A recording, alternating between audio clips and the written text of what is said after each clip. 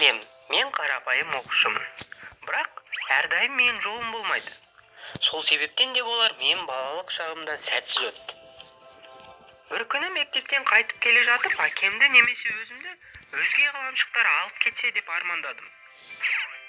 Өйткені сол күні мен бірден 3 сабақтан 2 алған едім. Ата-анамды мектепке шақырды. Сөздің шыны керек, әкем мәселенің мән-жайын білместен бірден белдікпен сабайтын. Қиялдап келе жатып, бір қара пакетке көзім түсті. 1-2 рет теуіп, ішінде бір нәрсе бар екенін сездім. Ашып көрген кезде өз көзіме өзім сенбей, қалшиып тұрып қалдым. Толған ақысы доллар екен. Мен бірден пакетті сөмкеме сүңгітіп жібердім де, жан-жағымды шолып шықтым. Ешкім жоқ. Еш жинай алмай тұрып қалдым. Осынша ақшаны не істеймін? Бәлкім әкеме берермін. Сол кезде мен ұрмайтын шығар. Әлде полиция қызметкерлеріне тапсырайын ба? Мүмкін мен мектепте мақтаныш тұрар ма еді деген ойда болды. Бірақ әкем оны білген кезде тағы да неге маған әкелмедің? Иттің баласы деп ұруы мүмкін еді. Болмаса пакетті орнына тастап қашып кеткен дұрыс па? Бәлкім бір суан дуалап кеткен шығар. Иә, осы дұрыс болады деген оймен ақшаны енді тастайын деп жатқан кезімде алыстан 3 ересек жігітті маған беттеп келе жатқанын байқадым. Қорыққаннан үйге қарай жүгірдім. Бірақ олар мені қуып жетіп, қалтамдағы барлық ұсақ ақшамды тартып алды да кетіп қалды. Жолым болды ғой деп қуанып кеттім. Мен ақшаны құрылыс болып жатқан жерге тығып қойдым да үйге түк болмағанда қайтып кеттім. Әрине, әкем мен нашар бағам үшін аямай ұрды. Бірақ мен ойымның бәрі әлгі қара пакетте болды. Сол себепті оған қоса көп көңіл аударған жоқпын. Ертесіне мектепке барар жолда ақшаны тығып қойған жерде жұмысшыларды көріп қалдым. Қатты қобалжып кеттім. Олар түскі ас ішуге кеткенде қара пакетті алып шықтым да тексеріп көріп едім. Ақша түгел екен. Көк қағаздарды алдым да үйдің жанындағы сарайға барып, ақшаны санауға кірістім. Сөйтсем онда 50.000 доллар бар екен. Бақыттан басым айналып кетті. Сол күні мен мектепке бармадым. Пакеттен 500 доллар алып, қалғанын тығып қойдым. Мен бірнеше айырбастау орындарына кіруге қорқып, жанынан өтіп кеттім. Қорыққаным сонша жан-жағымды адамдардан сескене бастадым. Құдды бір бәрі мен ақшамды алып қоятын сияқты көрінді. Ақыры біреуіне кірдім. Ол жерде өте мейірімді жігіт отыр екен. Ол 100 долларды тексерейін деп алғаны сол еді. Үлкен кісілер келіп қалды да ол осынша ақшаны ұрлап алған шығар. Қазір балалардың көбі солай жасайды деп мен қорқшап алды. Олар полиция шақырмақшы болды. Мен қорыққаннан ақшаны алмастан қашып шығып адамдармен араласып метроға кіріп кеттім. Міне, осылайша мен 100 доллардан айырылып қалдым. Түнде Google арқылы мәселені шешіп таптым. Ақшаны банкомат арқылы айырбастауға болады екен.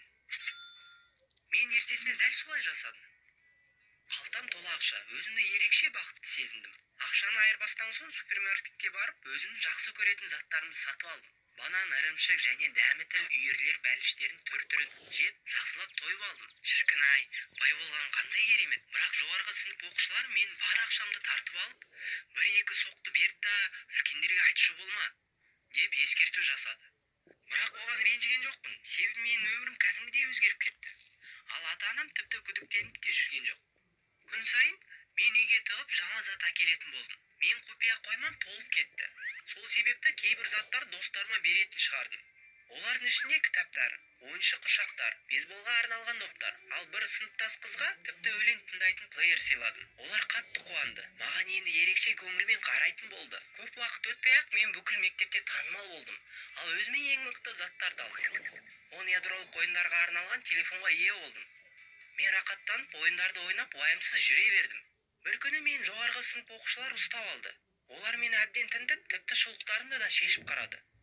Сөйтіп біраз ақшамды және заттарымды тауып алды. Осынша олжаны көргенде аң-таң боп тұрып қалды. Мұның бәрін қайдан алдың деді олар. Мен үндемедім. Содан кейін полиция шақырамыз деп қорқыта бастады. Сонда да үндемедім. Арасындағы ашкөз біреу табылған ақшаны бөлуге кірісіп кетті. Бірақ араларындағы мейірімді біреуін ақшаны алып қойып маған қайтарып берді де мектепте ақшаны көрсете берме. Ал егер саған біреулер тиісіп жатса бізге айт. Сен секілді жігітке көмек беруге әрдайым дайынбыз деп арқамнан қақты да кетіп қалды. Мен ақшаның құдіретін түсіндім. Ақша бұзақылардың да көңілін аулайды екен. Міне өмірім осылайша дұрысталып келеді. Жоғарғы сынып оқушылар менің достарыма айналды. Ол ма мен бүкіл мектеп құрметтейтін болды. Мен өзім жаңа достарыма не алып берсем болады деп ойландым. Бәлкім Kanye West деген жазуы бар күшті кепкалар. Немесе сағат? Жоқ, оның орнына оларға бір дәптер мен қалам алып берейін, олар да жақында емтихан ғой деген шешімде тоқтадым. Сөйтіп ойланып келе жатып, тығып қойған қазынама бардым. 200 доллар алып қалған ақшаны санап едім. Әлі көп екен, 48 мың доллар. Пакетімді бір құшақтап тығып қойдым да үйге қарай жүгірдім.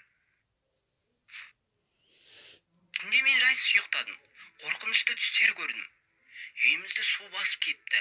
Ал судың ішінде қолтырауындар жүзіп жүр екен. Таң ата салысымен көзімді ашар ашпас сарайға қарай жүгірдім. Тығып қойған қалтаны қатты уайымдағаным сонша ақшаға жақындаған сайын жүрегім дүрсілі күшейіп кетті. Ақыры жеттім. Қолымды салып едім, еш нәрсе жоқ. Қалайша? Не? Сол мезетте сезінген сезімдерін сөзбен айтып жеткізу мүмкін емес. Мен тіпті тілден кеттім. Сол жерде қимылдауға шамам келмей, мелшеп тұрып қалдым. Үйге күн батқанда бірақ қайттым. Осы жағдайдан кейін бір апта бойы ауырдым. Анашым қасымнан бір адымға да кеткен жоқ. Bir кезде мен шыдай алмай 2 сағат бойы тоқтамай жыладым. Ата-анам не болғанын түсінбей дал болды. Тіпті үйге келген дәрігерлер де нақты жауап айта алмай абдырап қалды. Қатыгез әкем де мен қатты уайымдады. Мектепке тек 10 күннен кейін бардым.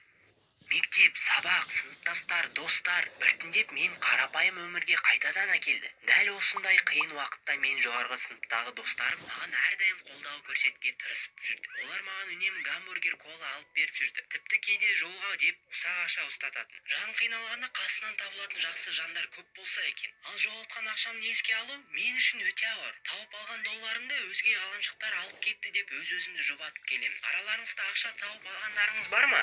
Егер тауып алсаңыздар, қайда жұмсар едіңіздер? Ой бөлісе отырыңыздар. Лайк басып, каналға жазылуды да ұмытпаңыздар.